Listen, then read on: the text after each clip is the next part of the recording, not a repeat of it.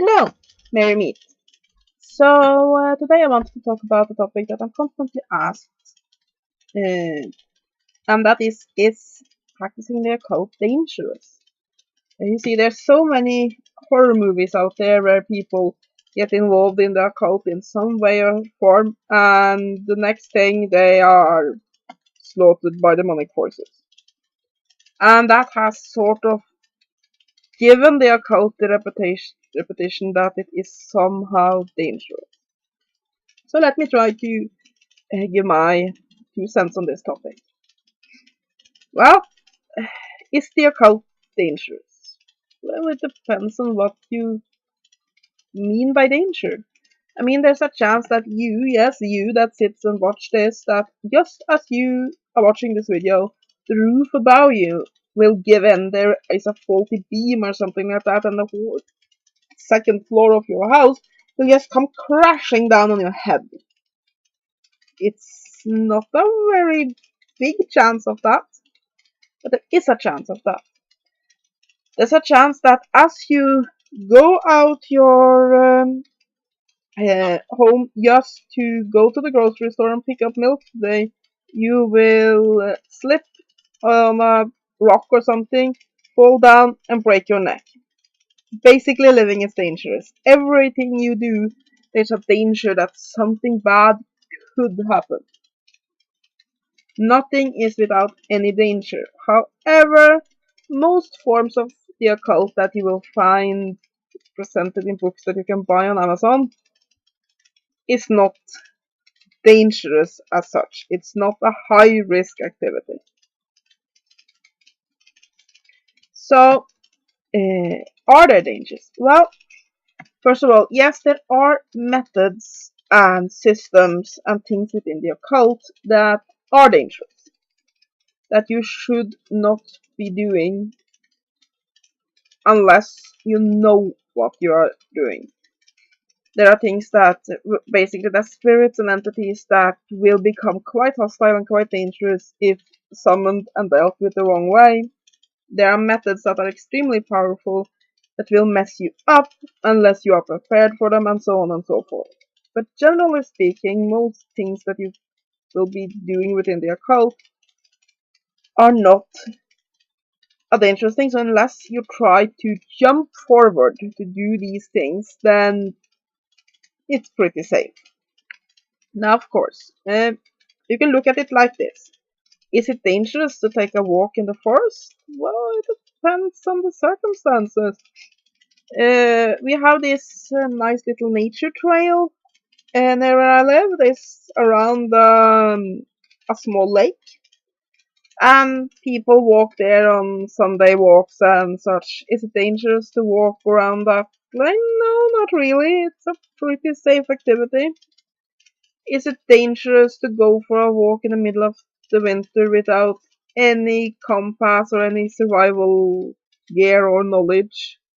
Uh, is it Yellowstone Park? It's named a huge nature park in the United States. Yeah, it's pretty dangerous.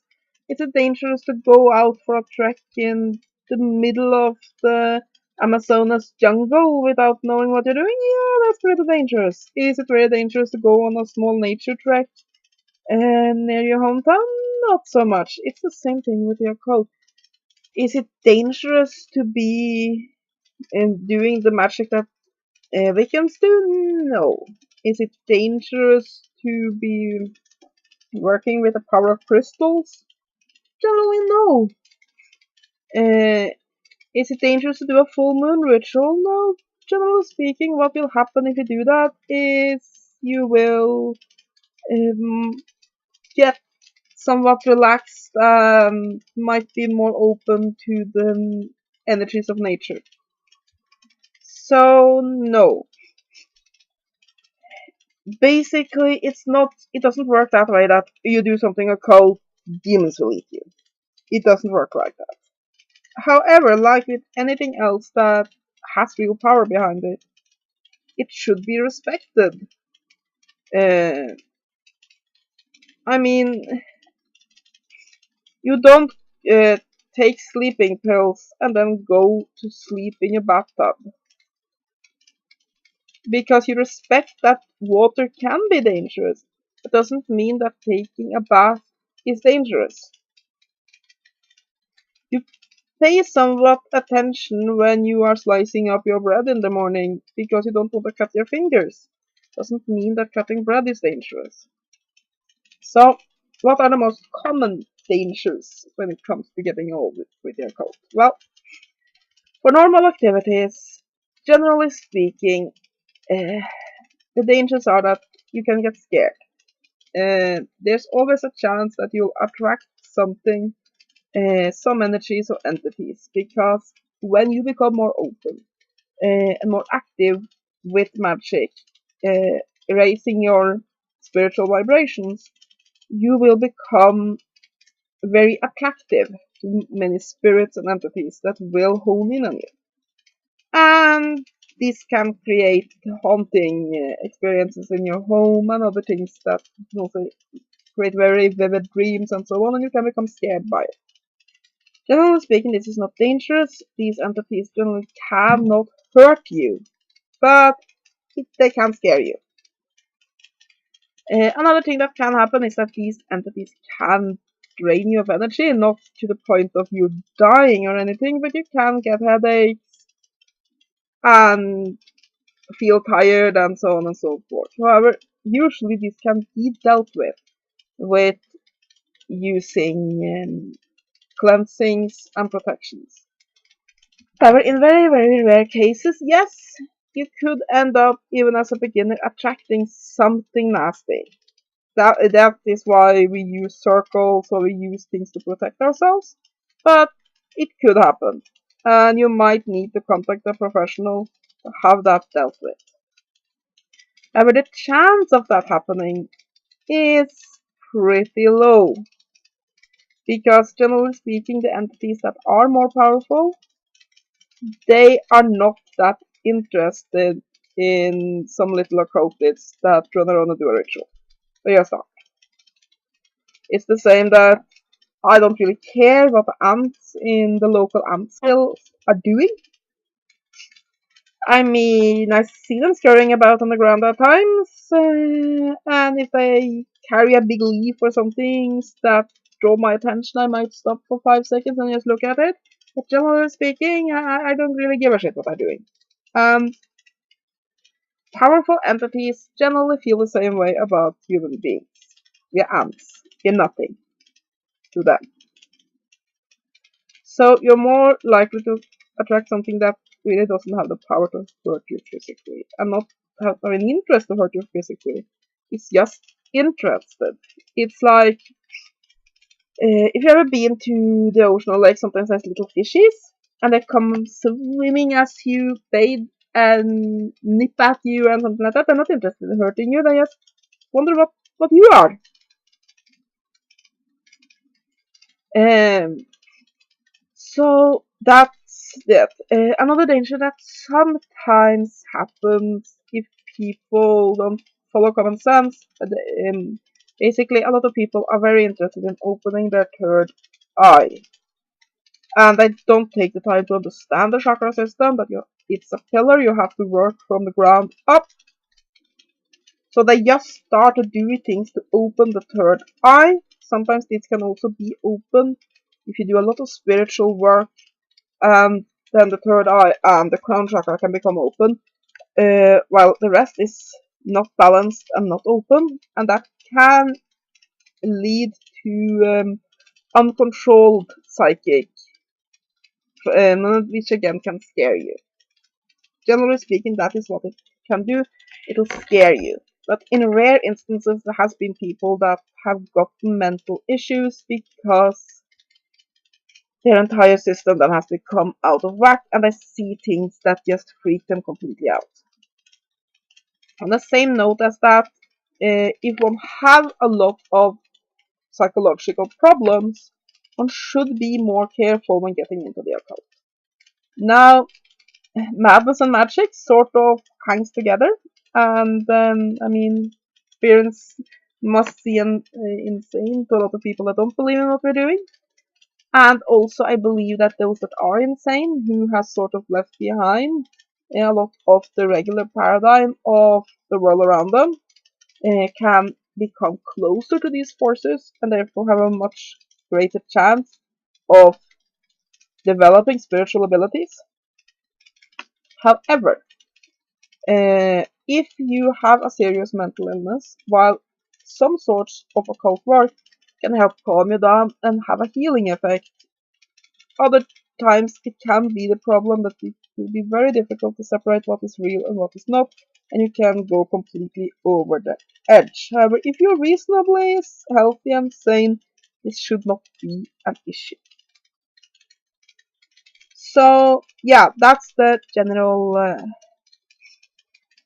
dangers. I mean, when you start doing healing work, for example, there's always a chance you'll use your own energy instead of properly channeling it from the earth or from a divine source. And that can result in you becoming very tired and so on and so forth. But generally speaking, these are not big dangers. You can look at it as the same thing as if you start playing golf, there's a chance you'll sprain a muscle. It's not a very big chance that you'll kill yourself or get a life-threatening injury. But you might sprain yourself because you're not used to the activity. And the same way, there might be some hiccups here and there. Some people also experience physical reactions when they start with the occult. Some people, for example, have experienced having a different alcohol tolerance level when they have been doing a lot of spiritual work, especially in the beginning. So it's wise that if you have just become an occultist and want to go out drinking, that you're a little bit more careful than other times. There could be other kinds of physical reactions. Generally speaking, it isn't something that's gonna kill you. But like I said, you should treat it with respect. It's a powerful practice, well, practices I should say, because the occult is an umbrella term. And so don't play around with it. Treat it with respect, but don't be terrified of it either. Now, there are some things that you should be careful with. For example, some types of energy work, like for example Kundalini. You should know what you're doing before you do that because it can really mess you up. I have done a Kundalini meditation one time, and words can't describe the feeling as it worked. I mean, talk about high. But I have now, every time I do work with energy, I get jerks in my body, which is a typical, it's a mild phenomenon. But it can be serious mental and physical health risks by playing around with Kundalini without knowing what you're doing. So I'm going to be pretty sure I know what I'm doing before I try it again. Some types of work with spirits you should be careful with. Work with fairies can be a bit tricky, not generally the typical wicked fairy magic thing, but if you're getting deep into it, you need to be somewhat careful. And of course, there's some advanced techniques within ceremonial magic. Well, there's many techniques that can be dangerous, but generally speaking, if you're a complete raw beginner, you are not going to be able to do this. This is not like a gun. I mean, anybody who has reasonable strength in their fingers can pick up a gun, shoot somebody, or accidentally shoot themselves. Doesn't work that with the occult. To be able to use the techniques that can be dangerous, you have to have spent quite some time in training and developing your abilities. And by that time, you probably have enough knowledge and wisdom to know what to do too. So, to answer the question, can the occult be dangerous? Yeah, anything can be dangerous. Taking a walk to the store can be dangerous.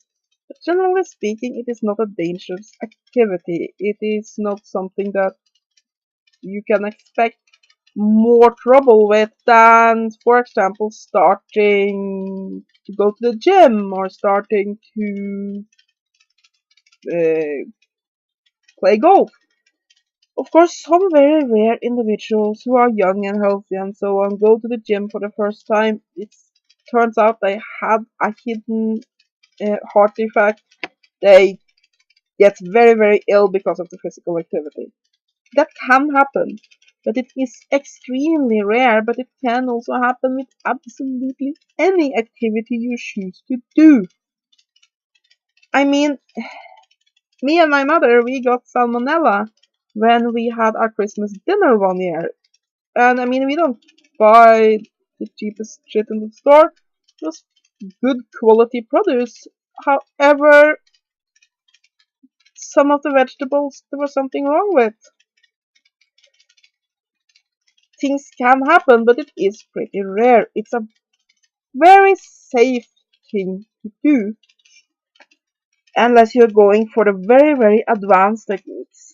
And before you get to that point, you probably know enough to do it safely. So yeah, if you're worried about that, you don't need to. And if you have family members that you're worried about because they are getting into the occult, no, it isn't dangerous. Is there things within the occult that can be dangerous? Sure. Can you be max